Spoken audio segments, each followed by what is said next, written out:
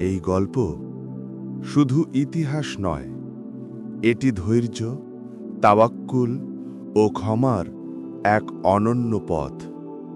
এটি এমন একটি কাহিনী যেটি আল্লাহ নিজে বলেছেন, এটাই সবচেয়ে সুন্দর গল্প।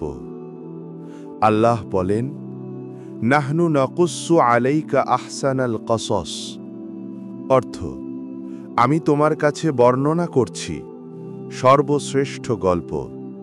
সূরা ইউসুফ আয়াত ৩। এই আয়াতই বলে দেয়, হযরত ইউসুফ আলাইহিস সালামের কাহিনী শুধু একটি ঘটনা নয়, এটি হিদায়াত, এটি আলো, এটি সেই পথ যা এক মুমিনকে দৃঢ় করে তোলে পরীক্ষা, প্রলোভন, দুঃখ, অন্যায় সব কিছুর মাঝেও। এই গল্প শুরু হয় এক শান্ত ঘর থেকে, এক নবীর ঘর থেকে, ইয়াকুব আলাইহিস সালামের ঘর থেকে। ইয়াকুব আলাইহিস সালাম ছিলেন এক মমতাময়ী, নরম হৃদয়ের পিতা। তার ছিল অনেক সন্তান, আর তাদের মধ্যে ছোট ছিলেন ইউসুফ আলাইহিস সালাম ও তার ভাই বেনিয়ামিন। ইউসুফ আলাইহিস সালামের সৌন্দর্য ছিল অনন্য, তার চরিত্র ছিল নির্মল, তার হৃদয় ছিল কোমল, আর ছোট বয়স থেকেই তার ওপর ছিল আল্লাহর বিশেষ অনুগ্রহ। একদিন রাতে এক বিস্ময়কর ঘটনা ঘটল, এক স্বপ্ন যা শুধু একটি শিশু নয়, পুরো জাতির ভবিষ্যৎ বদলে দেবে। আল্লাহর কিতাবে সেই স্বপ্ন চিরদিনের জন্য লেখা হয়ে গেছে।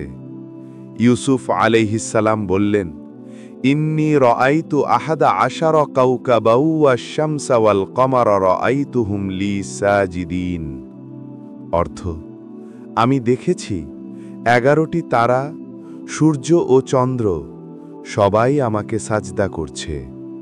সূরা ইউসুফ আয়াত ৪। এক শিশু এমন স্বপ্ন দেখে যেখানে নক্ষত্র, সূর্য ও চাঁদ তার সামনে নত হচ্ছে। এটি কোনো সাধারণ স্বপ্ন নয়, এটি ছিল ভবিষ্যতের ইঙ্গিত। এটি ছিল আল্লাহর পক্ষ থেকে এক বিশেষ বার্তা। ইয়াকুব আলাইহিস সালাম স্বপ্ন শুনে তাৎক্ষণিক বুঝলেন, এটি নবুয়াতের চিহ্ন, এটি এক মহৎ নিয়তির আভাস।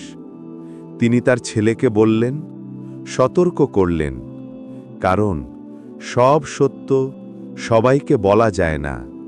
তিনি বললেন, লা তাকসুস রুকইয়াকা আলা ইখওয়াতিক, অর্থ, তোমার স্বপ্নটি তোমার ভাইদের বলো না। সূরা ইউসুফ আয়াত ৫।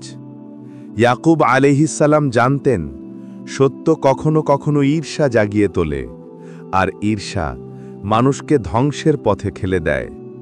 তিনি আরও বললেন, ইন্নাশ শায়তানা লিল ইনসানি আদুউম মুবিন, অর্থ, নিশ্চয়ই শয়তান মানুষের প্রকাশ্য শত্রু।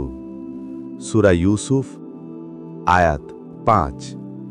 এইভাবেই শুরু হলো কাহিনী, এক স্বপ্ন দিয়ে, এক ভবিষ্যৎবাণী দিয়ে, এক সত্যের আলো দিয়ে। কিন্তু এই আলো অনেক হৃদয়ে শান্তি দিলেও কিছু হৃদয়ে আনলো অন্ধকার, ঈর্ষা, হিংসা, ঘৃণা।